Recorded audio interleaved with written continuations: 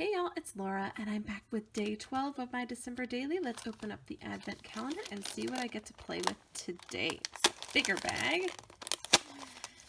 Very well stapled.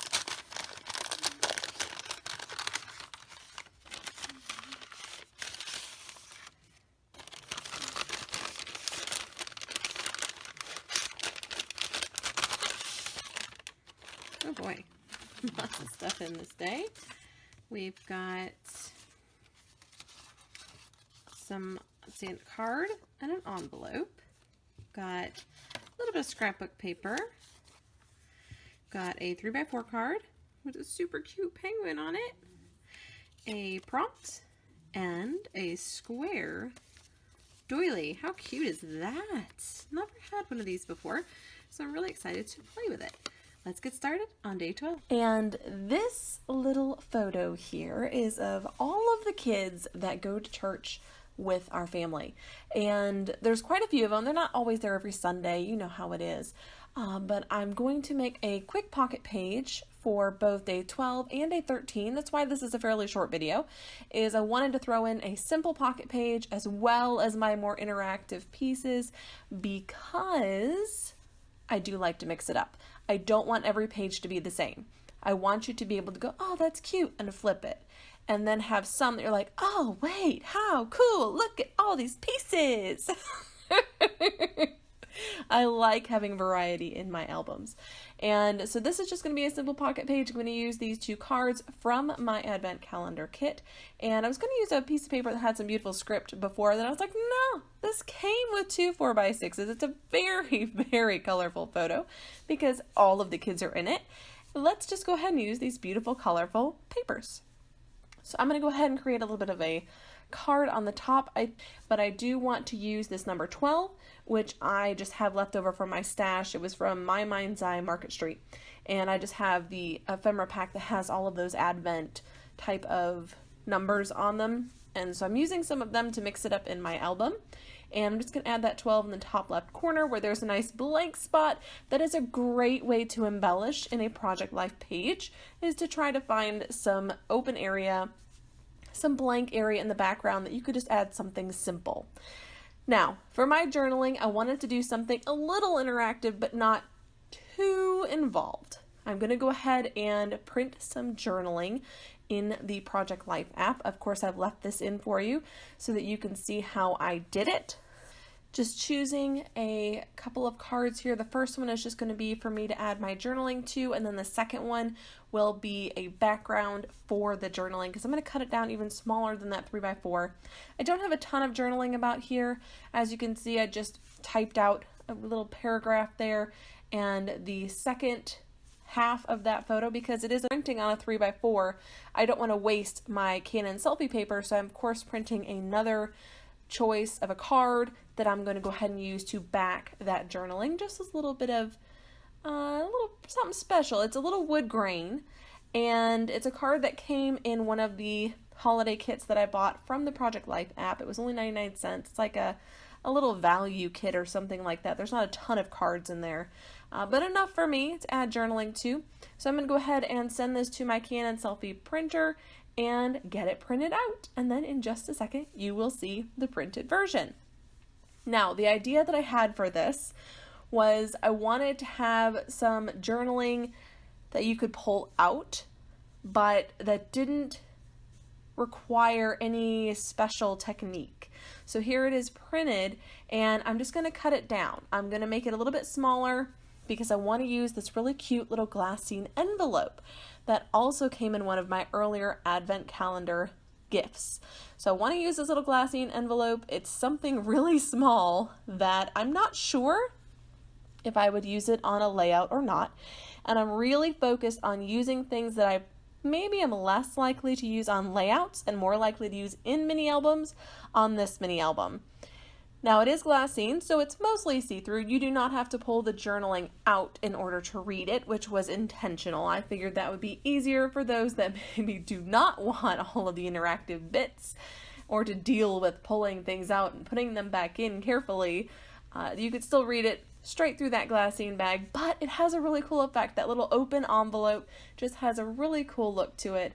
And I'm just going to minorly embellish the photo and the journaling card. There's no title on this one. I didn't feel like it really needed it, and it's fairly self-explanatory that we have a big group of kids with Santa Claus. And in my journaling, it does explain where we are and what's going on. I do have one of those little bitty tags that came in an advent calendar gift as well, and I want to use those. Those are super cute, and they're the perfect size for pocket pages, being so small. Have a little pink heart, and I'm going to bring in my puffy hearts that I absolutely adore. Definitely want to get these used because red and green, not colors that I scrap with very often. I don't know about the rest of you, but I really do not use red and green much outside of Christmas. I do occasionally, especially on boy layouts, but they definitely are not colors that I go to very often. Now, here's a bit of a fail, and I did leave this in specifically to show you that yes, I have fails all the time. I tried to use a rub-on my photo and it did not work. Now, I have done this technique before and it worked beautifully with these rub-ons that were just these are just leftover ones. I'm not even sure what brand they were, but they did not work. So they might have been older, and that may have been why they didn't work, because I've gotten a new pack and it worked just fine. This did not work. So I just covered it up with a word phrase sticker. And that, I mean, really, don't be afraid to try things like this with your photos, because you can cover it up with something simple like a word phrase sticker. You can cover it up with a little piece of ephemera or a sticker or an embellishment of some kind. It's really worth giving a try. Now, if you're afraid of ruining your photos, I maybe wouldn't try to do it in the center of your photo or in a very conspicuous area, but definitely give that a shot. Try it out and see if it works for you.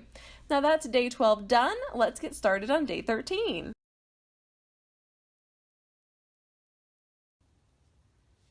Okay, for day 13, let's see what's in my advent calendar baggie.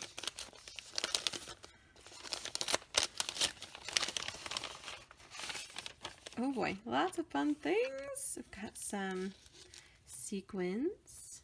Looks like there may even be a little bit of snowflake goodness in there. We've got a heart.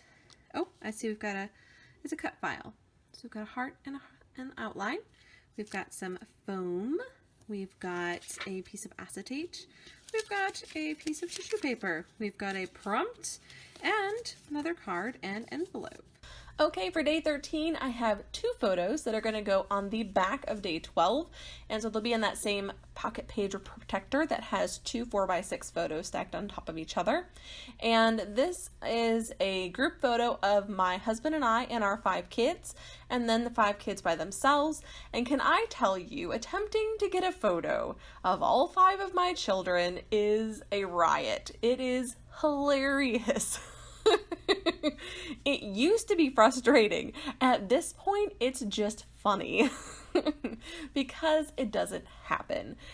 The fact of the matter is, 2 of my girls don't make great eye contact, which is fine. I don't expect them to, but I just want them to stay put. So in these photos, we actually were at church and I decided, you know what, let's go ahead and do the family photo in front of the Christmas trees that are in the church. It's a beautiful background, and we'll let the girls sit in these chairs because they're very throne-like, and my girls are very much the princess type.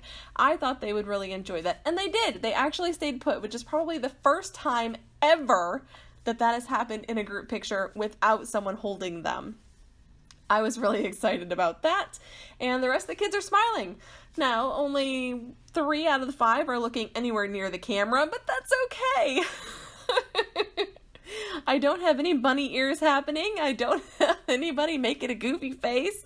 Mama's happy with that picture. And that is the picture we sent out in our Christmas cards this year. Now I'm making a little shaker pocket because there's not a lot of room. If you look at these 2 photos, they're very busy, very full of people.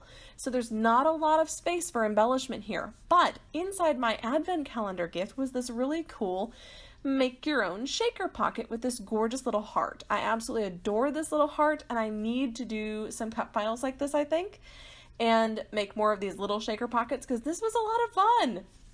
So what I've done is I've taken the acetate that it came with and backed it onto the cut file, outline of the heart, and then I'm adding foam tape around the outside that'll keep my sequins in place and leave room for the sequins to move around a little bit, because if you do it flat onto a piece of paper without any kind of adhesive foam, your sequins do not have room to move, and so they're just going to get stuck and they're not going to shake.